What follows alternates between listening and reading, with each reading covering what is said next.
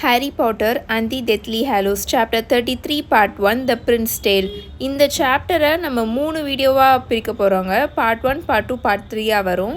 இது ஒரு பெரிய சாப்டர் அண்ட் நிறைய பேர் ரொம்ப நாளாக நம்மக்கிட்ட கேட்டுட்டு இருந்த ஒரு சாப்டர் இது தான். முன்னாடியிலேருந்து எப்போ சாம்பர் ஆஃப் சீக்ரெட்ஸ்லேருந்தே நிறைய பேர் கேட்டுட்ருக்கீங்க ஸ்னேப்போட ஃப்ளாஷ்பேக் பற்றி.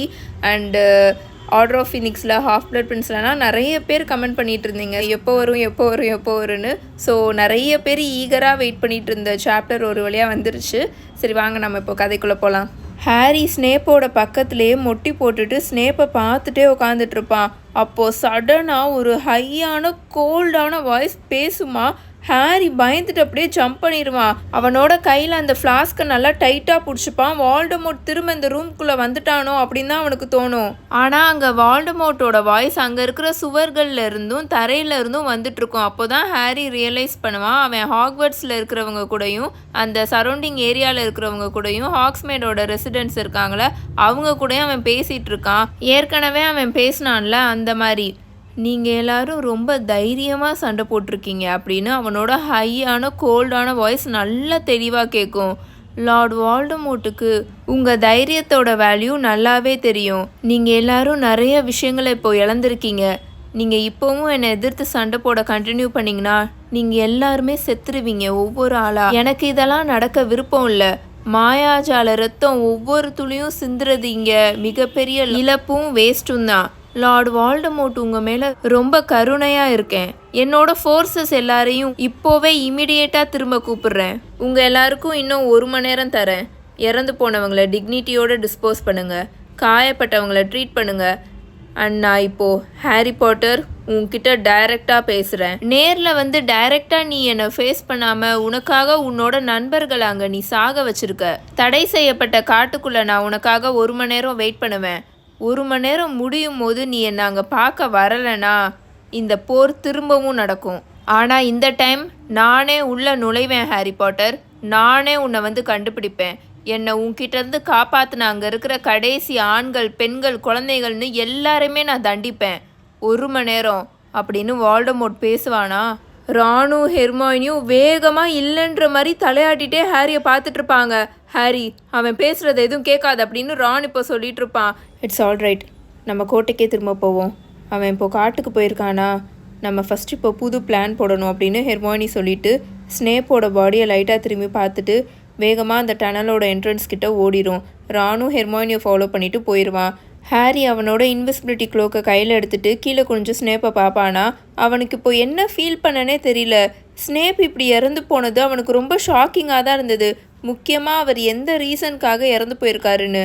அவங்க 3 பேருமே இப்போ அந்த டனலுக்குள்ளே தவந்து வேகமாக போக ஆரம்பிச்சிருவாங்களா. அவங்க 3 பேருமே எதுவுமே பேசிக்க மாட்டாங்க. வேகமாக அது வழியாக வந்து இப்போ வெளியில் வந்துடுவாங்க. ஹாக்வர்ட்ஸோட கிரவுண்ட்ஸ்க்கு வந்துடுவாங்களா. அவ்வளோ இருட்டாக இருக்கும், பிட்ச் பிளாக்காக இருக்கும். அங்கேருந்து வேகமாக அவங்க கோட்டையை பார்த்து ஓட ஆரம்பிச்சிடுவாங்க. அந்த கோட்டையோட ஃப்ரண்ட் டோர் கிட்ட ஸ்டோன் ஸ்டெப்ஸ் இருக்கும்ல, அதுக்கிட்ட வருவாங்களா. அங்கே மிகப்பெரிய அந்த கிளாக் இருக்கும்ல, அந்த மரக்கட்டை மாதிரி இருக்கும்ல, அது மட்டும் இருக்கும். அங்கே கிராப்பையும் காணோம். கிராப்பை அட்டாக் பண்ணிகிட்டு இருந்தால் அந்த ஜெயிண்ட்டையும் காணோம். கோட்டையே அன்நேச்சுரலாக ரொம்ப சைலண்ட்டாக இருந்தது. எந்த ஒரு லைட்டும் அங்கே ஃப்ளாஷ் ஆகலை. எந்த ஒரு சத்தமும் அங்கே கேட்கல. யார் கத்துற சத்தம், அலற சத்தம் எதுவுமே அங்கே கேட்கல. என்ட்ரன்ஸ் ஹால் ஃபுல்லுமே இப்போ ரத்தமாக தான் இருக்கும். அந்த ஸ்லிதரின் ஹார்கிளாஸில் இருந்த அந்த எமரால்ட்ஸ் ஃபுல்லுமே அங்கே செதறி கிடக்கும். உடஞ்சி போன மார்பிள்ஸாக இருக்கும், மரக்கட்டையாக இருக்கும். பேனிஸ்டர்ஸோட ஒரு பகுதியெலாம் அங்கே அப்படியே பறந்து கிடக்கும். எல்லாரும் எங்கே அப்படின்னு ஹெர்மாயினி இப்போ அமைதியாக கேட்டுட்ருக்குமா. ரான் அங்கே கிரேட்டாலை பார்த்து போயிட்டுருப்பான். இவங்க 2 பேருமே ரானை ஃபாலோ பண்ணிட்டு போயிட்டுருப்பாங்க. ஹாரி அப்போது அந்த டோர்வே கிட்டேயே நின்றுவான். கிரேட்டாலில் இருந்த அந்த ஹவுஸ் டேபிள்ஸ் எல்லாம் காணோம். அந்த ரூம் ஃபுல்லுமே அவ்வளோ க்ரௌடாக இருந்தது. உயிர் பிழைச்சவங்களாம் அங்கே குரூப்பாக நின்றுட்டுருப்பாங்க. ஒவ்வொருத்தவங்க மேலே கையை போட்டுட்டு அந்த கையை பிடிச்சிட்டு ஷோல்டரில் கையை போட்டுட்டு நின்றுட்டுருப்பாங்க. அப்புறம் நல்லா இன்ஜுரி ஆயிருக்கும்ல, நிறைய பேத்துக்கு அங்கே காயப்பட்டிருக்கும்ல, அதெல்லாம் வந்து அங்கே பிளாட்ஃபார்மில் வச்சு அந்த ரைஸ்டு பிளாட்ஃபார்ம் இருக்கும்ல அங்கே கிரேட்டாலோட எண்டில் அங்கே வச்சு மேடம் பாம்ஃப்ரே அவங்களுக்கு ட்ரீட்மெண்ட் கொடுத்துட்ருப்பாங்க. அவங்களுக்கு நிறையா பேர் அங்கே உட்காந்து ஹெல்ப்பும் பண்ணிகிட்டு இருப்பாங்க. ஃபிரன்ஸ்க்கும் அங்கே பயங்கரமாக காயப்பட்டிருக்கும் போல். அவரோட ஃப்ளாங்க் இருக்கும்ல, ஃப்ளாங்க்னா இப்போது அனிமல்ஸ் இருக்குல்ல, 4 கால் அனிமல்ஸ் இருக்கும் இல்லையா, அதுக்கு வயிறு பகுதி இருக்கும்ல, அதை தான் ஃப்ளாங்க்குன்னு சொல்லுவாங்க. அங்கேருந்து எக்கச்சக்கமாக ரத்தம் கீழே கொட்டிகிட்ருக்கும். அவர் பயங்கரமாக அங்கே ஷேக் ஆகிட்டு இருப்பார். ஸோ அவர் அங்கே படுத்து கிடப்பார் நிற்க முடியாமல். இறந்து போனவங்களெல்லாம் அந்த மிடில் ஆஃப் த ஹாலில் ரோவாக அப்படியே படுக்க போட்டிருப்பாங்க. ஹாரினால் அங்கே ஃப்ரெட்டோட பாடியை பார்க்க முடியல, ஏன்னா அவனோட ஃபேமிலி ஃபுல்லாக அங்கே அவனை சுற்றி இருப்பாங்க. ஃப்ரெட்டோட தலைக்கிட்ட ஜார்ஜ் மொட்டி போட்டு உக்காந்துருப்பான். மாலி ஆண்டி ஃப்ரெட்டோட நெஞ்சு பகுதியில் அப்படியே சாஞ்சு கிடப்பாங்க. அவங்க பாடி ஃபுல்லாக பயங்கரமாக ஷேக் ஆகிட்டுருக்கும். ஆர்த்தர் அங்கிள் மாலி ஆண்டியோட தலையை கோதி விட்டுட்ருப்பாரு. அவரோட முகத்தில் ஃபுல்லாக அவ்வளோ கண்ணீராக இருக்கும், ஃபுல்லாக கண்ணீராக சிந்திக்கிட்டு இருக்கும். அடுத்து அங்கே வேறு எதுவுமே பேசாமல் ராணும் ஹெர்மாயினியும் உள்ளே ஓட ஆரம்பிச்சிடுவாங்க. ஹெர்மாயினி வேகமாக அங்கே ஜின்னி பக்கத்தில் போகிறத ஹாரி பார்ப்பான். ஜின்னியோட ஃபேஸ் எல்லாம் முகம்லாம் அவ்வளோ வீங்கி போய் ஃபுல்லாக காயமாக தான் இருக்கும். ஹெர்மாயினி வேகமாக ஜின்னியை போய் ஹக் பண்ணிக்கும். ரான், பில், ஃப்ளர் அண்ட் பெர்சி கிட்டக்க போவானா அவங்க 3 பேருமே ரானோட ஷோல்டரை பிடிச்சி நல்லா இழுத்து அவனை ஹக் பண்ணிப்பாங்க. ஜின்னியும் ஹெர்மாயினியும் இப்போ இவங்க பக்கத்தில் போய் நிற்பாங்களா, அப்போ தான் ஹாரிக்கு அங்கே ஃப்ரெட்டு பக்கத்தில் இருக்கிற இன்னும் 2 பாடிஸோட கிளியர் வியூ தெரியும். ரீமஸும் டாங்ஸும் அப்படியே வெளுத்து போய் அப்படியே ஜடமாட்டும் அங்கே படுத்து கிடப்பாங்க. ஆனால் பார்க்குறதுக்கே ரொம்ப பீஸ்ஃபுல்லாக இருப்பாங்க. அந்த இருட்டாக இருக்கிற மாயாஜால சீலிங்க்கு கீழே நல்லா படுத்து தூங்கிக்கிட்டு இருக்கிற மாதிரி இருப்பாங்க. அந்த கிரேட் ஹால் இப்போ ஹாரிக்கு பறக்கிற மாதிரி இருக்கும், ரொம்ப குட்டியாகிற மாதிரி இருக்கும், அப்படியே சுருங்கி போகிற மாதிரி இருக்கும். ஹாரி அப்படியே அந்த டோர்வேலேருந்து பின்னாடி நகர ஆரம்பிச்சிருவான். அவனால் அங்கே மூச்சு விட முடியல. அங்கே கிடக்கிற மற்ற பாடிஸ் எல்லாம் அவனுக்கு பார்க்க சுத்தமாக தைரியமே இல்லை. யார் யாரெல்லாம் அவனுக்காக அங்கே இறந்து போயிருக்காங்கன்றத பார்க்குற மனதைரியம்லாம் அவனுக்கு சுத்தமாக இல்லை. அவனால் அங்கே வீஸ்லீஸ் கூட போய் ஜாயின் பண்ண முடியல. அவங்களோட கண்களை அவனால் அங்கே பார்க்க முடியாது. நம்ம முன்னாடியே அவன்கிட்ட போய் சரணடைஞ்சிருந்தோம்னா ஃப்ரெட் இப்போ செத்துருக்க அவசியமே இல்லைல்ல அப்படின்னு தான் ஹாரியோட மைண்டுக்குள்ளே ஓடிக்கிட்டு இருக்கும். அவன் இப்போ வேகமாக திரும்பி அந்த படிக்கட் மேலே ஏறி இப்போ ஓட ஆரம்பிச்சிருவான். லூபின், டாங்ஸ் அவனால் இப்போ அதை யோசிக்கவே முடியல, ஃபீல் பண்ணவே முடியல. அவனோட இதயத்தை இப்போ வெளியில் எடுத்து அப்படியே கிழிக்கணும் போல இருக்கும். அவனோட உடம்புல இருக்கிற ஒவ்வொரு பாட்டும் பயங்கரமாக கத்திக்கிட்டு இருக்கும். கோட்டையே அங்கே எம்டியாக இருந்துச்சு. ஈவன் கோஸ்ட்டுங்க கூட அங்கே கிரேட் ஹாலில் நடக்கிற அந்த மாசான மார்னிங்க்கு போயிட்டாங்க போல் ஜாயின் பண்ணுறதுக்கு. ஹாரி விடாமல் அங்கே ஓடிக்கிட்டே இருப்பான். ஸ்னேப்போட அந்த லாஸ்ட் தாட்ஸ் இருக்கும்ல, அது இருக்கிற அந்த ஃப்ளாஸ்கை கையில் நல்லா டைட்டாக பிடிச்சிட்டு அவ்வளோ ஸ்பீடாக ஓடிக்கிட்டு இருப்பான். ஹெட்மாஸ்டர் ஆஃபீஸை கார்ட் பண்ணிகிட்டு இருக்கிற அந்த ஸ்டோன் கார்காயில் கிட்ட வந்த உடனே தான் அவன் ஸ்லோ டவுனே ஆவான். பாஸ்வேர்டு அப்படின்னு அது கேட்குமா. நான் இப்போ 2 விஷயம் மட்டும் சொல்லிக்கிறேங்க. நான் ஆல்ரெடி இதை நிறைய டைம் சொல்லியிருப்பேன். இந்த புக்கை நாம் ஹாரியோட பிஓவியில் தான் பார்த்துட்ருக்கோம், அவனோட பார்வையில் தான் பார்த்துட்ருக்கோம். ஒரு சில விஷயங்கள் மட்டும்தான் பின்னாடி நடக்கிறத தனியாக நம்ம பார்த்துருப்போம். ஃபார் எக்ஸாம்பிள் இந்த புக்லேயே ஃபஸ்ட்டு சாப்டர் இருக்கு இல்லையா, அது வந்து ஹாரியோட பிஓவியில் இருக்காது. அந்த மாதிரி ஒரு சில விஷயங்கள் மட்டும்தான் தனியாக அப்படி பார்ப்போம். மித்தபடி இது ஃபுல்லுமே ஹாரியோட கண்களுக்கு அங்கே என்ன தெரியுது அது மட்டும்தான் நம்ம புக்காக இங்கே பார்த்துட்ருக்கோம். ஸோ இந்த போர் இப்போ நடந்துச்சுல, இது பயங்கரமாக அங்கே போர் நடந்திருக்கும். ஆனால் ஹாரியோட கண்களுக்கு ஹாரியை சுற்றி அங்கே என்ன நடக்குதோ அது மட்டும்தான் நமக்கு இங்கே புக்கில் தெரியும். ஸோ ஹாரிக்கு இப்போது டாங்ஸும் ரீமஸ் லூப்பினும் எப்படி இறந்தாங்கன்ற விஷயம் தெரியாது. இப்போ ஃப்ரெட்டுமே பார்த்திங்கன்னா அந்த பில்டிங் இடிஞ்சு விழுந்துரும், அவன் மேலே விழுந்துரும். ஏன்னா ஏதோ ஒரு டெத்தீட்டர் அங்கே வந்து ஒரு சாபத்தை போட்டு அந்த பில்டிங் வந்து கோட்டையோட ஒரு பகுதி நல்லா வெடிச்சு செதறுமா, அது செதறினதுல தான் அங்கே ஃப்ரெட் இறந்துருப்பான். அந்த மாதிரி தான் நாங்கள் ஹாரி பார்த்துருப்பான். ஸோ இந்த மாதிரி விஷயங்கள் மட்டும்தான் நமக்கு தெரியுமே தவிர பின்னாடி அங்கே என்ன நடந்துச்சுன்னு தெரியாது ஹாரிக்கு. ஆனால் அங்கே பயங்கரமாக ஒரு யுத்தமே நடந்திருக்கும். இவ்வளோ பேர் அங்கே இறந்து போயிருக்காங்க. அப்போது எப்படி இருந்திருக்கும் நீங்களே இமேஜின் பண்ணிக்கோங்க. நம்ம லூப்பினும் டாங்ஸும்லாம் ரொம்ப ரொம்ப பிரேவானவங்கங்க. ஏன்னா தான் இறந்து போவோன்னு அவங்களுக்கு நல்லாவே தெரியும். இவங்க 2 பேர் மட்டும் இல்லை, இந்த போருக்கு வந்தாங்களே ஹாரிக்கு சப்போர்ட், இங்கே வந்து ஹாரிக்கு மட்டும் அவங்க சப்போர்ட்டுக்கு வரல, ஒரு தீய சக்தியை எதிர்த்து போராடுறதுக்கு தான் இத்தனை பேர் அங்கே வந்திருக்காங்க. ஹாக்வர்ட்ஸ் டீச்சர்லேருந்து, ஆர்டர் ஆஃப் த ஃபீனிக்ஸில் இருக்கிறவங்கலேருந்து, அப்புறம் அந்த ஹாக்வர்ட்ஸ் ஸ்டூடெண்ட்ஸ், அவங்களாம் எவ்வளோ சின்ன சின்ன பசங்க. இவங்க எல்லாருக்குமே இப்போது 17-18 வயசுக்கிட்ட தான் ஆயிருக்கும். அப்படி இருந்தும் ஒரு தீய சக்திக்கு எதிராக அவங்க போராடுறதுக்கு தான் அங்கே வந்திருக்காங்க. நம்ம இறந்து போவோம்னு தெரிஞ்சுமே அவங்க இந்த அளவுக்கு ஃபைட் பண்ணியிருக்காங்கன்னா அங்கே இருக்கிறவங்களோட பிரேவரியை வந்து நீங்கள் யோசிச்சு பார்த்துக்கோங்க. முக்கியமாக நெவிலோட பாட்டியெல்லாம் பாருங்கள், அவங்களுக்குலாம் எவ்வளோ வயசாயிருச்சு. பேடின்ற நேம்லாம் ஃபார்ம் ஆகிறதுக்கு முன்னாடியே அவங்க பேடியாக இருந்திருக்காங்க. இந்த வயசுலேயும் அவங்க வந்து இவ்வளோ பவர்ஃபுல்லாக சண்டை போட வராங்க பாருங்களேன். அந்த ஒரு மென்டல் ஸ்ட்ரென்த் அவங்களுக்கு எப்படி இருக்குன்னு பாருங்கள். தன்னோட பிள்ளையையும் ஆல்ரெடி இதுக்காக தான் அவங்க இழந்திருக்காங்க, தன்னோட மகனை, அப்புறம் அவங்க மருமகளை. இப்போ அவங்களோட பேரனும் அங்கே சண்டை போட்டுட்ருக்கான். அவனோட உயிருக்கும் ஆபத்துன்னு இவங்களுக்கு நல்லாவே தெரியும். ஆனாலும் அவங்களும் வந்து சண்டை போட வராங்கன்னா அவங்க மென்டலி எவ்வளோ ஸ்ட்ராங்கான பர்சனாக இருப்பாங்கன்னு பாருங்களேன். இதில் இருக்கிறவங்க எல்லாருமே ஃபிசிக்கலாக மட்டும் கிடையாது, இதுக்கெல்லாம் மென்டல் ஸ்ட்ரென்த்துன்றது அதிகமாக ரொம்ப ரொம்ப தேவை. இந்த மாதிரி சண்டை போடுற விஷயத்துக்குலாம் ஃபஸ்ட்டு அந்த தைரியம் வரணும். அது எல்லாமே அங்கே இருக்கிறவங்களுக்கு நிறையாவே இருக்குது. ஏன்னா அங்கே ஒரு பர்சனுக்காக மட்டும் அவங்க போராடலை, இந்த குரூப் ஆஃப் இந்த டார்க் பீப்புளுக்கு எதிராக அவங்க அங்கே போராடிட்டு இருக்காங்க. வெளியில் இருக்கிற வேற எந்த பீப்புளும்லாம் இந்த யுத்தத்தில் வந்து ஜாயின் பண்ணலை. ஏன்னா ஃபஸ்ட்டு இங்கே நடந்ததே ரொம்ப டக்குன்னு எல்லாமே நடந்துருச்சு. ஆர்டர் ஆஃப் த ஃபீனிக்ஸில் இருக்கிற மெம்பர்ஸ், அப்புறம் டிஏல இருக்கிற ஸ்டூடெண்ட்ஸ், டிஏ மெம்பர்ஸாக இருந்தாங்களோ ஸ்டூடெண்ட்ஸ், அப்புறம் எக்ஸ் ஸ்டூடெண்ட்ஸு, அப்புறம் ஹாக்வர்ட்ஸ் ஸ்டூடெண்ட்ஸு, அப்புறம் ஹாக்வர்ட்ஸ் ப்ரொஃபஸர்ஸ், இவங்க மட்டும்தான் இங்கே சண்டையை போட்டிருக்காங்க. கடைசியாக நம்ம ரீமஸ் லூப்பினும் டாங்ஸும் தீய சக்திகளுக்கு எதிராக சண்டை போட்டு அவங்களோட உயிரவே இழந்திருக்காங்க. மேதம் ரெஸ்ட் இன் பீஸ். அவங்களுக்கு சின்ன குழந்தையும் இருக்குது. அதெல்லாம் தான் நினச்சா ரொம்பவே கஷ்டமாக இருக்குது. அண்டு இன்னொன்று ஒரு விஷயம் சொன்னேன் இல்லையா, அது என்னென்னா இதை நான் முன்னாடியிலேருந்தே ஆக்சுவலி சொல்லணும்னு நினச்சிட்டு இருந்தேங்க. கரெக்டாக ஒருத்தவங்க அதை கமெண்ட்டில் கேட்டிருந்தாங்க. நல்ல வேலைக்கு அவங்க கேட்டக்கப்புறம் தான் எனக்கு ஞாபகமே வந்தது.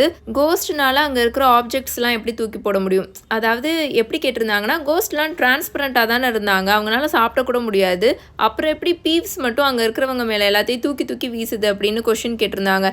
இதை நான் ரொம்ப நாளாகவே சொல்லணும்னு நினச்சிட்டு இருந்தேன். ஆக்சுவலி அங்கே இருக்கிற கோஸ்ட்லாம் இருக்காங்களே, இப்போ நம்ம நிக்கு, அப்புறம் அந்த ஹெட்லெஸ் ஹண்ட்லாம் வந்தாங்களே அவங்க, நம்ம கிரே லேடி, ஹெலனா ராவன்க்ளா, இவங்கெல்லாம் ஆவிகள், கோஸ்ட்டு தான். ஆனால் நம்ம பீவ்ஸ் இருக்குது பார்த்தீங்களா, அது வந்து போல்டர்கைஸ்ட், அப்படி தான் அதை புக்கில் மென்ஷன் பண்ணியிருப்பாங்க. போல்டர்கைஸ்ட்னா என்னென்னா அதுவும் ஆவி தான், பட் இந்த மாதிரி ஆவிகள் வந்து ஃபிசிக்கல் டிஸ்டர்பன்ஸ் மேக் பண்ணுங்க. லைக் ரொம்ப சத்தம் போடுறது, எல்லார் மேலேயும் எல்லாத்தையும் தூக்கி எறிகிறது, இதை தான் போல்டர்கைஸ்ட் அப்படின்னு சொல்லுவாங்க. POLTERGEIST, இதை தான் போல்டர்கைஸ்ட் அப்படின்னு சொல்லுவாங்க. இது வந்து ஒரு ஜெர்மன் வேர்டுங்க.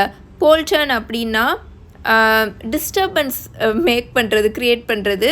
கைஸ்ட் அப்படின்னா கோஸ்ட்டு ஜெர்மனில், அதை தான் போல்டர்கைஸ்ட் அப்படின்னு சொல்லுவாங்க. இந்த பேரநார்மல் ஆக்டிவிட்டின்னு சொல்லுவாங்களே, நிறையா பேய் படங்களில் இருக்கிற பேய்கள்லாம் அங்கே இருக்கிற எதையாவது தூக்கி போடும், லைக் எதையாவது டிஸ்டர்ப் பண்ணிகிட்டே இருக்கும். அங்கே அந்த வீட்டில் இருக்கிற, இப்போ ஒரு வீட்டில் ஒரு ஆவி இருக்குது அப்படின்னு சொன்னாங்கன்னா அந்த வீட்டில் இருக்கிறவங்களை அது பயங்கரமாக டிஸ்டர்ப் பண்ணும், ஏதாவது பண்ணிகிட்டே இருக்கும். அதை தான் போல்டர்கைஸ்ட் அப்படின்னு சொல்லுவாங்க. ஆனால் நார்மல் கோஸ்ட் வந்து வேறு. மோஸ்ட் ஆஃப் த கோஸ்ட் இந்த மாதிரி போல்டர்கைஸ்டாகவும் இருக்கலாம். அது அந்தந்த கோஸ்ட்டை பொறுத்து. அந்த மாதிரி தான் நம்ம பீவ்ஸும். ஒரு வீட்டில் இருக்கிற மனுஷங்களோட உயிரை போட்டு வாங்கினா அது போல்டர்கைஸ்ட். அதை தான் மோஸ்ட் ஆஃப் இந்த கோஸ்ட் மூவிலலாம், பேய் படங்கள்லாம் காமிப்பாங்க. அவங்க பாட்டுக்கு எனக்கு என்னென்னு சுற்றிக்கிட்டு இருந்தாங்கன்னா அது கோஸ்ட்டு. நம்ம நியர்லி ஹெட்லெஸ் நிக் மாதிரி, ஹெலனா மாதிரி, அப்புறம் பிளடி பேரன், இவங்கெல்லாம் அவங்க பாட்டுக்கு தான் சுற்றிட்டு இருப்பாங்க. நம்ம ஹாக்வர்ட்ஸில் இருக்கிற கோஸ்ட் எல்லாருமே அவங்க பாட்டுக்கு தான் சுற்றிட்டு இருப்பாங்க. அதனால தான் அவங்கெல்லாம் வெறும் ஆவிகள். ஆனால் பீவ்ஸ் வந்து எல்லாரையும் போட்டு டிஸ்டர்ப் பண்ணிக்கிட்டு இருக்கோம். இது சும்மா இங்கே இருக்கிறவங்க எல்லாரையும் போட்டு சாதாரணமாக டிஸ்டர்ப் பண்ணிக்கிட்டு இருக்கிறனால நமக்கு இது ரொம்ப காமெடியாக தெரியுது இது பண்ணுறதெல்லாம். ஆனால் அங்கே இருக்கிற ஸ்டூடெண்ட்ஸ்க்கு எரிச்சலாக தான் இருக்கும், நமக்கு பார்க்கும்போது ஒரு மாதிரி ஃபன்னியாக தெரியுது. இதே கான்ஜுரிங் மாதிரி படத்தில் வர ஆவிகள்லாம் இருக்குல்ல, அதெல்லாம் ரொம்ப இன்டென்ஸான வயலண்ட்டான போல்டர்கெஸ்ட் அப்படின்னு சொல்லுவாங்க. ஸோ உங்களுக்கு இப்போ இதோட டிஃப்ரென்ஸ் கொஞ்சம் அண்டர்ஸ்டாண்ட் ஆயிருக்கும்னு நினைக்கிறேன்.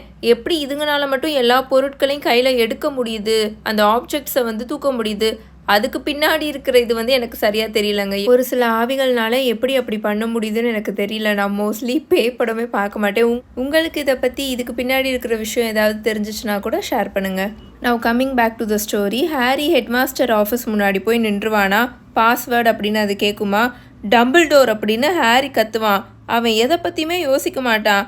ஏன்னா அவன் இப்போது பார்க்கணுன்னு நினைக்கிறது முழுக்க டம்பிள்டோரை மட்டும்தான். அதனால டம்பிள்டோருன்னு அவன் கத்திருவானா. பட் அவனுக்கே ரொம்ப ஷாக்கிங்காக இருக்கும். ஏன்னா இப்போ அந்த கார்கெல் நகண்டு இவனுக்கு வலியை விட்டுரும். அங்கே அவனுக்கு அந்த ஸ்பைரல் ஸ்டேர் கேஸ் வந்துடும். ஹாரி இப்போ வேகமாக அதுக்குள்ளே ஏறி அங்கே உள்ள அந்த சர்க்குலர் ஆஃபீஸ்க்குள்ளே போயிடுவானா. பார்த்தா அங்கே சுவர்களில் நிறைய போர்ட்ரேட்ஸாக இருக்கும்ல சுற்றி. அங்கே இருக்கிறவங்க யாரையுமே அங்கே ஆளை காணும், எல்லாமே எம்டியாக இருந்தது. அவங்க எல்லாருமே கீழே என்ன நடக்குதுன்றத தெளிவாக பார்க்குறதுக்காக கீழே இருக்கிற போர்ட்ரேட்ஸ்க்கு போயிட்டாங்க போல். ஹெட்மாஸ்டரோட சேருக்கு டைரெக்டாக பின்னாடி இருக்கிற டம்பிள்டோரோட ஃப்ரேமை ஹாரி பார்ப்பான். அந்த ஃப்ரேம்குள்ளானா யாருமே இருக்க மாட்டாங்க. இந்த டம்பிள்டோரோட ஃபோட்டோ ஃப்ரேம் பற்றி நிறையா பேருக்கு டவுட் இருக்குது. நிறையா பேர் அதை கேட்டுகிட்டே இருக்கீங்க முன்னாடியிலேருந்து. அதுக்கான ரீசனை நம்ம பார்க்க தான் போகிறோம். வரப்போகிற ஃப்யூச்சர் சாப்டரில் நம்ம பார்க்க போகிறோம். ஸோ ஹாரி அந்த ஃபோட்டோ ஃப்ரேமை ஹோப்பே இல்லாமல் பார்த்துட்டு இப்போ அங்கேருந்து திரும்பிடுவானா. அங்கே இருக்கிற கேபினட்டில் எப்பவும் போல் அந்த ஸ்டோன் பென்சில் அங்கே இருந்தது. ஹாரி அந்த பென்சிலை எடுத்துகிட்டு வந்து அங்கே இருக்கிற டெஸ்க் மேலே வச்சுட்டு ஸ்னேப்போட மெமரிஸை அந்த பென்சிலுக்குள்ளே அந்த பேசனுக்குள்ளே அவன் ஊற்றுவான். இன்னொருத்தவங்களோட தலைக்குள்ளே இப்போ போகிறது ஹாரிக்கு ரொம்பவே பிளெஸ்டான ரிலீஃபாக தான் இருந்தது. ஏன்னா அவனுக்கு இப்போ இருக்கிற அவனோட ஓன் தாட்ஸ் இருக்குல்லையா, அதை விட ஸ்னேப் இப்போ அவனுக்கு விட்டுட்டு போயிருக்கிறது ரொம்ப மோசமாலாம் இருக்காது அப்படின்னு தான் ஹாரிக்கு தோணுச்சு. அந்த மெமரிஸ் இப்போ சில்வர் அண்ட் ஒயிட் கலரில் ஒரு மாதிரி ஸ்ட்ரேஞ்சாக சுத்துமா. எந்த ஒரு தயக்கமும் ஹாரி இப்போ படமாட்டான். அவனுக்கு இப்போது இந்த மிகப்பெரிய க்ரீஃபில் இருந்து அவனை பயங்கரமாக டார்ச்சர் பண்ணிக்கிட்டு இருக்கிற அந்த க்ரீஃபில் இருந்து எஸ்கேப் ஆகணும்னு மட்டும்தான் ஹாரிக்கு தோணும். வேகமாக அதுக்குள்ளே அவனோட மண்டையை விட்டுருவான். அவன் இப்போ நல்ல சூரியன் வெளிச்சம் இருக்கிற இடத்துக்கு போயிடுவான். அவனோட கால் இப்போது நல்ல வாமாக இருக்கிற கிரவுண்டில் போய் நிற்கும். அவன் இப்போ நல்லா எந்திரிச்சு நின்றுட்டு பார்ப்பானா, மோஸ்ட்லி அங்கே யாருமே இல்லாத ஒரு பிளே கிரவுண்டில் தான் அவன் இப்போ நின்றுட்டுருப்பான். டெசர்டடாக தான் இருக்குமா. ஒரே ஒரு மிகப்பெரிய சிம்னி தூரத்தில் அவனுக்கு தெரிஞ்சிட்ருக்கும். நீங்கள் எல்லாருமே ரொம்ப நாளாக ஆர்வமாக வெயிட் பண்ணிகிட்டு இருந்த கதைக்குள்ளே இப்போ நம்ம போகலாமா? அங்கே இருக்கிற ஊஞ்சலில் 2 பொண்ணுங்க முன்னாடியும் பின்னாடியும் நல்லா ஆடிக்கிட்டு இருப்பாங்க. ஒரு புதருக்கு பின்னாடி இருந்து ஒல்லியாக இருக்கிற ஒரு பையன் அவங்கள பார்த்துக்கிட்டு இருப்பான். அவனோட தலைமுடி நல்ல கருமை நிறத்தில் நீளமாக இருந்தது. அந்த பையன் உடுத்திருக்கிற துணி ரொம்பவே மிஸ்மேட்ச்டாக இருந்தது. லைக் அப்பட்டமாக அது நல்லாவே தெரிஞ்சுது. அந்த பையன் போட்டிருந்த ஜீன்ஸ் அவனுக்கு ரொம்பவே குட்டையாக இருந்தது. ஒரு ஷாபியான ரொம்ப பெரிய கோட்டை அவன் மேலே போட்டிருப்பான். யாரோ ஒரு க்ரோன் மேன், பெரிய ஆளோட கோட்டு மாதிரி தான் இருக்கும் அதை பார்க்குறதுக்கு. அந்த பையன் உள்ளுக்குள்ளே போட்டிருக்கிற ஷர்ட்டுமே ரொம்ப லூஸாக தொலைன்னு இருக்கும். ஹாரி அந்த பையன் பக்கத்தில் போய் நின்று அந்த பையனை பார்ப்பான். அங்கே சின்ன பையனாக இருக்கிற ஸ்னேப்புக்கு வயசு ஒரு 9 இல்லைன்னா 10 தான் இருக்கும். பார்க்குறதுக்கு ரொம்ப சேலோவாகவும் குட்டியாகவும் ஒல்லியாகவும் இருப்பாங்க. சேலோனா அந்த ஸ்கின் இருக்குல்ல, அது பார்க்குறதுக்கு ஒரு மாதிரி பேலாகவும் அதே சமயம் எல்லோவாகவும் இருக்கும். லைக் பார்க்குறதுக்கு சத்தே இல்லாத மாதிரி இருப்பார். அந்த 2 பொண்ணுங்க அந்த ஊஞ்சலில் உட்காந்து ஆடிட்டுருக்காங்களே, அதில் சின்ன பொண்ணாக இருக்குல்ல, மூத்த பொண்ணு இல்லை இளைய பொண்ணு, அந்த பொண்ணு அவங்க அக்காவை விட நல்லா மேலே ஸ்பீடாக போயிட்டு வந்துட்டுருக்குமா அந்த ஊஞ்சலில். அதை இவர் ரொம்பவே பேராசையாக பார்க்குற மாதிரி இருக்கும். அவரோட முகத்திலே அது தெரியும். அதாவது இந்த குட்டி பையன், கன்ஃபியூஸ் ஆகிக்காதீங்க, 9-10 வயசு பையனை பற்றி தான் இப்போ நான் பேசிகிட்டு இருக்கேன். நான் அந்த பையனே யூஸ் பண்ணுறேன், அவர் கிடையாது. ஸோ அந்த பையன் அந்த சின்ன பொண்ணை ரொம்ப பேராசையோடு பார்த்துக்கிட்டு இருப்பான். லில்லி அப்படி பண்ணாத அப்படின்னு அந்த மூத்த பொண்ணு இப்போ பயங்கரமாக கத்தும். ஆனால் அந்த சின்ன பொண்ணு அந்த ஊஞ்சலில் எவ்வளோக்கு எவ்வளோ நல்ல மேலே உயரமாக போக முடியுமோ அந்தளவுக்கு உயரமாக போய் அந்த ஊஞ்சல்லேருந்து இப்போ அப்படியே பறந்து நல்லா ஒரு மாதிரி டொம்முன்னு வந்து கீழே விழுகாமல் அப்படியே ரொம்ப ஸ்லோவாக அப்படியே சாந்தமாக வந்து கொஞ்ச நேரம் மிட்யாரில் இருந்துட்டு அதுக்கப்புறமா ரொம்ப சாஃப்டாக வந்து லேண்ட் ஆகும். அம்மா உன்னை இப்படி பண்ணக்கூடாதுன்னு சொல்லியிருக்காங்க அப்படின்னு அந்த மூத்த பொண்ணு, அதாவது பெட்டூனியா, அந்த ஊஞ்சல்லேருந்து இப்போ கீழே இறங்கிட்டு அதோட இடுப்பில் 2 கையும் வச்சுட்டு நல்லா கத்திக்கிட்டு இருக்கும். அம்மா உன்னை இப்படிலாம் பண்ணக்கூடாதுன்னு சொல்லியிருக்காங்களே லில்லி, உனக்கு இதுக்கெல்லாம் அலோடே கிடையாது அப்படின்னு அந்த பொண்ணு பயங்கரமாக கத்துமா. பட் நான் நல்லா தானே இருக்கேன் அப்படின்னு லில்லி நல்லா சிரிச்சுக்கிட்டே சொல்லிட்டு இருக்கோம். பயங்கரமாக அது சிரிச்சிட்டு இருக்கோம். டியூனி இங்கே பாரேன், நான் இப்போ என்ன பண்ணுறேன்றதை பாரேன் அப்படின்னு அது சொல்லிட்டு இருக்குமா. பெட்டூனியா சுற்றி அங்கே யாராவது இருக்காங்களான்னு பார்க்கும். ஆனால் அந்த பிளே கிரவுண்டில் யாருமே இருக்க மாட்டாங்கன்னு தான் அவங்க நினச்சிட்டு இருப்பாங்க. பெட்டூனியாவும் சரி லில்லியும் சரி. புதருக்கு பின்னாடி இருந்து ஸ்னேப் பார்த்துட்டு இருக்கிறது அவங்களுக்கு தெரியல. பெட்டூனியா இப்போ வேகமாக முன்னாடி வருவாங்களா, அவங்களுக்கு ரொம்ப க்யூரியஸாகவும் இருக்கும். அதே சமயம் இது பிடிக்கவும் பிடிக்காது, ஒரு மாதிரி டிஸ்அப்ரூவலாக தான் இருப்பாங்க. பெட்டூனியா பக்கத்தில் வந்து அவங்களுக்கு கிளியரான வியூ கிடைக்கிற வரைக்கும் லில்லி வெயிட் பண்ணுவாங்க. தென் அவங்களோட கையை முன்னாடி நீட்டுமா, அந்த உள்ளங்கையில் ஒரு பூ இருக்கும். அது அதோட பெட்டல்ஸை அப்படியே சுருக்கி விரிச்சு ஒரு மாதிரி பிசாரேவாக பண்ணிட்டு இருக்குமா. நிறுத்து அப்படின்னு பெட்டூனியா அப்போ பயங்கரமாக கத்துவாங்க. இது என்ன உன்னை காயமாக படுத்துச்சு அப்படின்னு லில்லி சொல்லிட்டு அந்த பூவை கீழே கிரவுண்டில் தூக்கி போட்டுருவாங்க. இதெல்லாம் சரியே கிடையாது அப்படின்னு பெட்டூனியா சொல்லுமா. ஆனால் அதோட கண்கள் கீழே கிடக்கிற அந்த பூ மேலேயே தான் இருக்கும். நீ இதை எப்படி பண்ண அப்படின்னு அவங்க கேட்பாங்களா. அவங்களோட வாய்ஸ்லேயே தெரியும் அவங்க ஒரு மாதிரி ஏக்கமாக தான் கேட்குறாங்கன்னு. இது ஆப்வியஸானது தானே அப்படின்னு ஸ்னேப் இப்போது அந்த புதருக்கு பின்னாடி இதுக்கு மேலே உட்காராமல் வெளியில் வந்துட்டு சொல்லிட்டு இருப்பாரா. அவர் வந்ததை பார்த்த உடனே பெட்டூனியா பயங்கரமாக பயந்துட்டு கத்திட்டு அங்கேருந்து ஓடி போய் அங்கே இருக்கிற ஊஞ்சலுக்கு பின்னாடி போய் நின்றுவாங்களா. லில்லியுமே ஒரு மாதிரி ஷாக் ஆகி தான் உட்காந்துருக்கோம். ஆனால் அது அங்கேருந்து நகராது. இப்படி வந்து சடனாக அப்பியர் ஆனதை நினச்சி ஸ்னேப்பே ரொம்ப ரெக்ரெட் பண்ணுவார். அவர் பார்க்க அப்படி தான் நின்றுட்டுருப்பாரு. ஆனால் அவர் லில்லியை பார்த்த உடனே அவரோட கண்ணெல்லாம் இப்போ அப்படியே பிங்காக ஆகும். என்ன ஆப்வியஸ் ஆனது அப்படின்னு லில்லி கேட்குமா. ஸ்னேப்புக்கு இப்போ ரொம்ப நர்வஸாகவும் அதே சமயம் ரொம்ப எக்ஸைட்டடாகவும் இருக்கும். தூரத்தில் ஊஞ்சலுக்கு பின்னாடி இருக்கிற பெட்டுனியாவை ஒரு தடவை பார்த்துட்டு இப்போ லில்லியை பார்த்து ரொம்ப வாய்ஸை கம்மியாக வச்சுட்டு, நீ யாருன்னு எனக்கு தெரியும் அப்படின்னு இவர் சொல்வாரா. எனக்கு ஸ்னேப்பை வந்து அவர் இவர் அவங்க இவங்கன்னு சொல்லியே பழகிருச்சு. லில்லியும் அப்படி சொல்ல வரமாட்டேது, ரொம்ப கஷ்டமாக இருக்குது. ஸோ கொஞ்சம் அட்ஜஸ்ட் பண்ணிக்கோங்க. இது குட்டி ஸ்னேப், இது குட்டி பெட்டுனியா, இது குட்டி லில்லி, நீங்களே கொஞ்சம் மைண்டில் ஃபிக்ஸ் பண்ணிக்கோங்க. நீ யாருன்னு எனக்கு தெரியும் அப்படின்னு ஸ்னேப் சொல்லுவாரா. நீ என்ன சொல்கிற அப்படின்னு லில்லி கேட்பாங்க. நீ ஒரு சூனியக்காரி அப்படின்னு ஸ்னேப் ரொம்ப அமைதியாக சொல்வார்.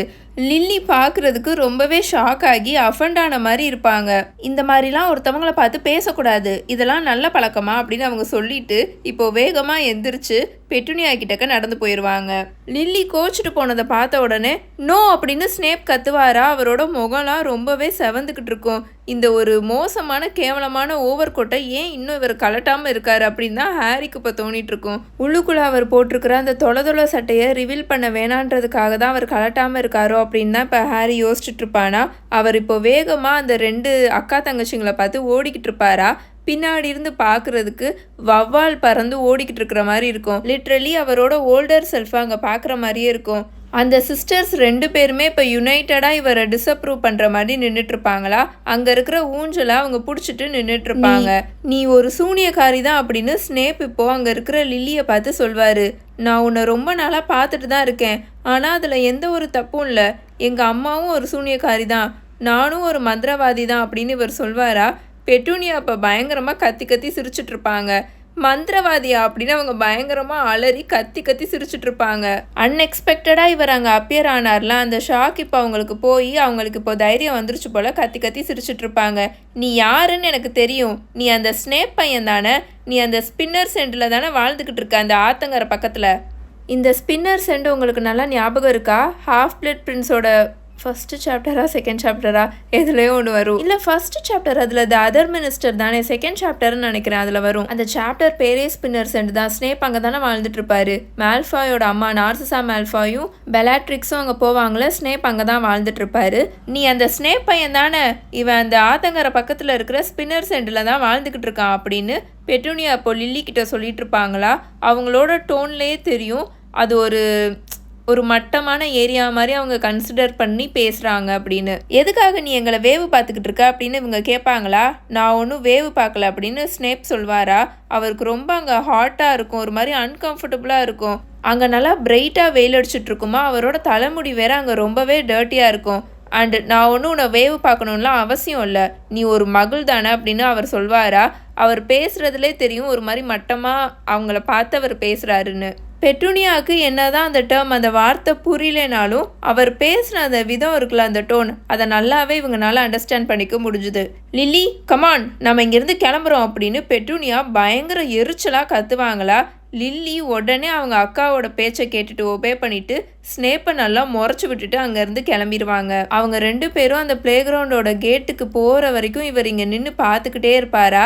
இங்கே இவரை இங்கே அப்சர்வ் பண்ணுறது ஹாரி மட்டும்தானே. ஸோ நல்லாவே அங்கே ஸ்னேப்பை பார்க்கும்போது இவனுக்கு நல்லாவே தெரியும் ரொம்ப நாளாக இந்த நாளுக்காக அவர் வெயிட் பண்ணிகிட்ருக்காரு. இவங்க கூட பேசுகிறதுக்கு அவர் வெயிட் பண்ணிகிட்டு இருந்திருக்காரு. ஆனால் இது இப்படி போய் முடிஞ்சிருச்சே அப்படின்னு ரொம்ப ஒரு மாதிரி ஃபீல் பண்ணிட்டு நிற்கிற மாதிரி தான் அவர் நின்றுட்டுருப்பாரு. அந்த சீன் இப்போ அப்படியே டிசால்வ் ஆகுமா. ஹாரி அதை ரியலைஸ் பண்ணுறதுக்கு முன்னாடி இப்போ இன்னொன்று ஒரு சீன் அங்கே ரீஃபார்ம் ஆகி வரும். அவன் இப்போ ஒரு மரத்துக்கு பக்கத்தில் நின்றுட்டுருப்பான். அந்த மரத்துக்கு முன்னாடி ஒரு ஆறு ஓடிட்டு இருக்குமா. சூரியன் வெளிச்சம் அதில் நல்லா பட்டு நல்லா அந்த ஆறு மின்னிக்கிட்டு இருக்கும். அந்த மரத்தோட ஷேடோ பட்டு அந்த நிழல் பட்டு அந்த மரத்தை சுற்றி நல்லா கூலாகவும் இதமாகவும் இருக்குமா. 2 சின்ன பசங்க அந்த கிரவுண்டில் கால் மேலே காலை போட்டுட்டு பக்கத்தில் படுத்திருப்பாங்க. அதாவது நம்ம கிராஸ் லெக் போடுவோம்ல அந்த மாதிரி போட்டுட்டு பக்கத்தில் படுத்திருப்பாங்களா. ஸ்னேப் இப்போ அவரோட கோட்டை ரிமூவ் பண்ணிட்டாரு. அந்த மரத்தோட ஷேடோ அவர் மேலே படுறனால பாதி வெளிச்சம் தான் இருக்குமா. ஸோ அவரோட சட்டை ரொம்ப தொலைன்னு அந்த வெளிச்சத்தில் பெக்யூலியராக தெரியாது. ஸ்கூலுக்கு வெளியில் நீ மேஜிக் பண்ணேன்னா மினிஸ்ட்ரி ஒன்று தண்டிப்பாங்க, அங்கேருந்து நமக்கு லெட்டர்ஸ் வரும் அப்படின்னு ஸ்னேப் சொல்லிட்டு இருப்பாரா. ஆனால் நான் ஸ்கூலுக்கு வெளியில் மேஜிக் பண்ணியிருக்கேனே அப்படின்னு லில்லி சொல்லிட்டு இருப்பாங்க. இப்போது நமக்கு எந்த பிரச்சனையும் இல்லை, ஏன்னா நம்ம இன்னும் நமக்குன்னு ஒரு மந்திரக்கோள் வாங்கலைல. நீ சின்ன பொண்ணாக இருக்கிறனால அவங்க உன்னை எதுவும் பண்ண மாட்டாங்க, உன்னை விட்டுருவாங்க. உனக்கு அதை பற்றி எதுவும் தெரியாதுல, உன்னால் கண்ட்ரோலும் பண்ண முடியாது. ஆனால் உனக்கு 11 வயசு ஆனக்கப்புறம் தான் அப்படின்னு சொல்லிட்டு அவர் ரொம்ப இம்பார்ட்டண்ட்டாக தலையை ஆட்டிகிட்டே உனக்கு அவங்க ட்ரைனிங் கொடுக்க ஆரம்பிப்பாங்க. அதுக்கப்புறம் தான் நீ ரொம்ப கேர்ஃபுல்லாக இருக்கணும் அப்படின்னு அவர் சொல்லிட்டு இருப்பாரு. இப்போ அவங்க 2 பேருமே அமைதியாக இருப்பாங்களா? லில்லி அங்கே கீழே விழுந்திருக்கிற ஒரு குச்சியை எடுத்துட்டு மிட்டியாரில் அதை அப்படியே சுத்த வச்சுட்டு தென் அதை கீழே போட்டுட்டு இப்போ ஸ்னேப்பை பார்த்து, இதெல்லாம் உண்மைதானே, இதெல்லாம் ஜோக் இல்லைல, பெட்டூனியா நீ என்கிட்ட சொல்கிறதெல்லாம் பொய்ன்னு சொல்கிறா, ஹாக்வர்ட்ஸ்ன்னு ஒன்று இல்லவே இல்லை, அதெல்லாம் உண்மையே கிடையாதுன்னு சொல்கிறா அப்படின்னு இப்போ லில்லி கேட்டுட்ருப்பாங்களா? நமக்குலாம் அது ரியல் தான், அவளுக்கு கிடையாது, நமக்கு அங்கேருந்து லெட்டர் வரும் உனக்கும் எனக்கும் அப்படின்னு ஸ்னேப் இப்போ சொல்லிட்டு இருப்பாரா? உண்மையாவா அப்படின்னு லில்லி அமைதியாக கேட்டுட்ருப்பாங்க. டெஃபினட்டாக அப்படின்னு ஸ்னேப் சொல்லிட்டு இருப்பாரு. என்னதான் அவரோட தலைமுடி ரொம்ப மோசமாக இருந்தாலும் ரொம்பவே ஆடாக இருக்கிற துணிகளை அவர் உடுத்திருந்தாலும் ரொம்ப கான்ஃபிடென்ஸோட ஒரு மாதிரி ஆடாக இம்ப்ரெசிவாக அவர் லில்லியை பார்த்துட்டே இதை சொல்லிட்டு இருப்பாரு. அண்ட் உண்மையாக அது ஆந்த மூலியமாக வருமா அப்படின்னு லில்லி ரொம்ப அமைதியாக கேட்டுட்ருப்பாங்களா? நார்மலாக அப்படி தான் வரும். ஆனால் நீ மகிழ்பானாக இருக்கிறனால ஸ்கூல்லேருந்து யாராவது உங்கள் வீட்டுக்கு வந்து உன்னோட பேரண்ட்ஸ் கிட்ட அதை பற்றி எக்ஸ்பிளைன் பண்ணுவாங்க அப்படின்னு ஸ்னேப் இப்போ சொல்லிட்டு இருப்பாரு. ஆனால் இப்படி மகிழ்பானாக இருக்கிறனால ஏதாவது வித்தியாசமாக இருக்குமா, ஒரு மாதிரி டிஃப்ரெண்ட்டாக இருக்குமா அப்படின்னு லில்லி கேட்பாங்களா? ஸ்னேப் ஃபஸ்ட்டு தயங்குவார். ஆனால் அவரோட கருமை நிறத்து கண்கள் நல்ல ஈகராக நல்லா பளிச்சுன்னு இருக்கிற அந்த பச்சை நிறத்து கண்களை பார்க்குமா, அவங்களோட நல்லா பேலான ஃபேஸையும் பார்க்கும், அந்த டார்க்காக ரெட் கலரில் இருக்கிற முடியையும் பார்க்குமா? இல்லை, அதனாலலாம் எந்த ஒரு டிஃப்ரென்ஸும் கிடையாது அப்படின்னு அவர் சொல்லிடுவாரா? குட் அப்படின்னு லில்லி சொல்லுவாங்க. இப்போ தான் அவங்களுக்கு ரொம்பவே ரிலாக்ஸாக இருக்கும். அதை பார்க்குறதுக்கு கிளியராக அவங்க இதை நினச்சி ரொம்பவே பயந்துருக்காங்க, ஒரிடாக இருந்திருக்காங்கன்ற மாதிரி தான் இருக்கும். உன்கிட்ட எக்கச்சக்க மேஜிக் இருக்குது, நான் அதை பார்த்துருக்கேன், நிறைய டைம் நான் உன்னை பார்த்துட்டு இருந்த போது அப்படின்னு இப்போ ஸ்னேப் சொல்லிட்டு இருப்பாரா? ஆனால் லில்லி அதை கவனிக்க மாட்டாங்க. இப்போது அவங்களோட கை காலெல்லாம் நல்லா ஸ்ட்ரெச் பண்ணிவிட்டு இப்போ எந்திரிச்சு உக்காந்துருவாங்க. அந்த கிரவுண்டில் உட்காந்துட்டு மேலே நிறைய இலைகளாக தொங்கிட்டு இருக்கும்ல, அதை பார்த்துட்ருப்பாங்களா? ஸ்னேப் இப்போது அன்னைக்கு இவங்க ப்ளே கிரவுண்டில் விளையாடிட்டு இருந்த போது, அந்த ஊஞ்சலில் விளையாடிட்டு இருந்த போது எப்படி ஒரு மாதிரி பேராசையோடு பார்த்தாரு, அந்த மாதிரியே இப்போ லில்லியை பார்த்துக்கிட்டு இருப்பாரு. உங்கள் வீட்டில் எல்லாமே இப்போ எப்படி போயிட்டுருக்கு அப்படின்னு லில்லி கேட்பாங்களா? அவரோட கண்களில் ஒரு மாதிரி க்ரீஸ் விழுந்த மாதிரி இருக்கும் லைட்டாக.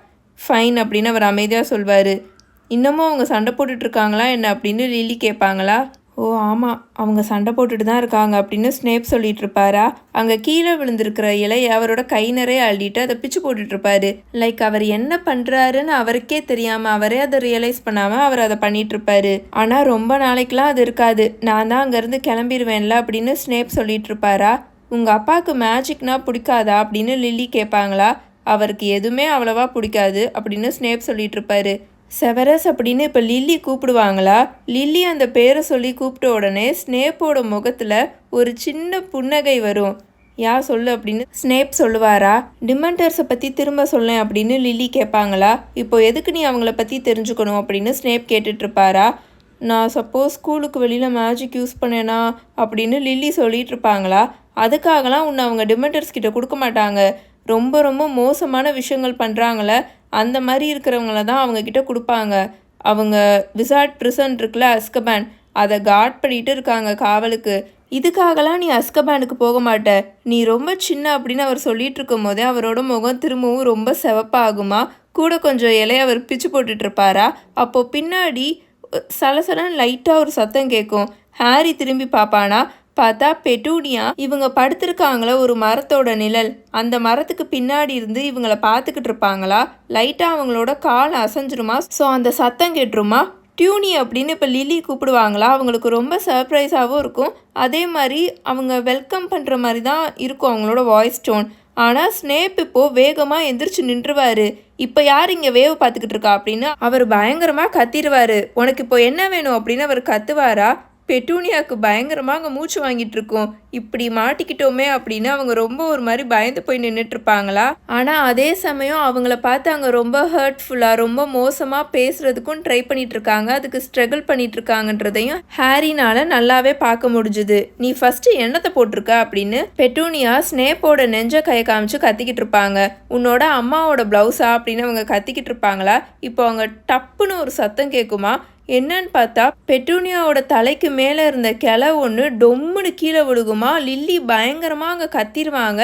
ஏன்னா அந்த கிளை இப்போது பெட்டூனியாவோட ஷோல்டரில் பட்டு அவங்க தட்டு தடு மாதிரி கீழே விழுந்து அழுக ஆரம்பிச்சிடுவாங்க பயங்கரமாக. டியூனி அப்படின்னு லில்லி கத்துவாங்களா? ஆனால் பெட்டூனியா அங்கேருந்து எந்திரிச்சு வேகமாக ஓட ஆரம்பிச்சிருவாங்க, ஓடி போயிடுவாங்க. லில்லி இப்போது வேகமாக ஸ்னேப்பை பார்த்து நீ தான் அதை பண்ணியா அப்படின்னு லில்லி கத்துவாங்களா? இல்லை அப்படின்னு ஸ்னேப் சொல்லுவாரா? அவர் ரொம்ப பயந்து போய் இருப்பார். நீ தான் அதை பண்ண அப்படின்னு லில்லி கத்திட்டு ஸ்னேப் கிட்டேருந்து பின்னாடி நகர ஆரம்பிச்சிருவாங்க. நீ தான் அதை பண்ண, நீ தான் அவளை ஹர்ட் பண்ணியிருக்க அப்படின்னு அவங்க கத்துவாங்களா? இல்லை இல்லை நான் பண்ணலை அப்படின்னு ஸ்னேப் சொல்லிட்டு இருப்பாரா? ஆனால் அவர் என்ன தான் பொய் சொன்னாலும் அந்த பொய்யை வச்சு லில்லி அங்கே கன்வின்ஸ் பண்ண முடியல. கடைசியாக ஸ்னேப்பை நல்லா முறைச்சி எரிக்கிற மாதிரி பார்த்துட்டு தன்னோட அக்காவை பார்த்து லில்லி வேகமாக அங்கேருந்து ஓட ஆரம்பிச்சிருவாங்க. ஸ்னேப் அங்கே ரொம்ப மிசரபிளாக கன்ஃபியூஸ் ஆகி நின்றுட்டுருப்பாரு. இதோட நம்ம சாப்டர் 33 பார்ட் 1 த பிரின்ஸ் டேலை முடிச்சுக்கலாம். உங்கள் எல்லாருமே இந்த சாப்டரோட பார்ட் 2ல் வந்து மீட் பண்ணுறேன். உங்களுக்கு இந்த வீடியோ பிடிச்சிருந்துச்சுன்னா மறக்காமல் லைக் பண்ணுங்கள், மறக்காமல் கமெண்ட் பண்ணுங்கள். இன்ஸ்டாலையும் நம்ம பேஜை ஃபாலோ பண்ணி வச்சுக்கோங்க. Until then bye bye. Tales by mini.